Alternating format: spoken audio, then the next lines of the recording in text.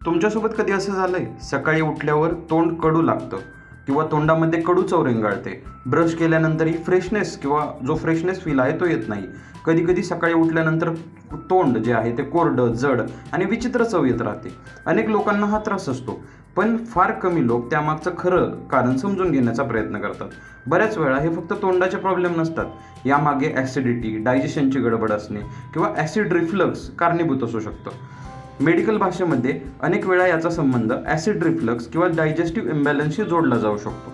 विशेषतः रात्री उशिरा जेवण केलं, तिखट किंवा तेलकट पदार्थ खाण्यामध्ये जास्त आले, कमी झोप झाली, स्ट्रेस म्हणजे ताणतणाव वाढला, कमी पाणी पिले गेले, यामुळे हा त्रास वाढू शकतो. यासोबतच तोंड कडू होणे, तोंडाला कोरड पडणे, ॲसिडिटी वाढणे, भूक कमी होणे आणि दुर्गंधीयुक्त श्वासोच्छवास होणे अशी लक्षणे दिसू शकतात. जर हा त्रास तुम्हाला वारंवार होत असेल तर याकडे दुर्लक्ष करू नका, कारण शरीर कधीकधी अशा छोट्या छोट्या गोष्टींमधूनच डायजेशनची समस्या सांगत असते.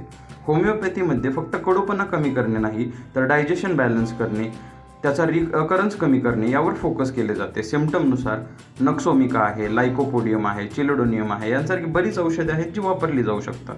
लक्षात ठेवा, योग्य झोप, पुरेसे पाणी आणि वेळेवर आहार हाही तितकाच महत्त्वाचा आहे.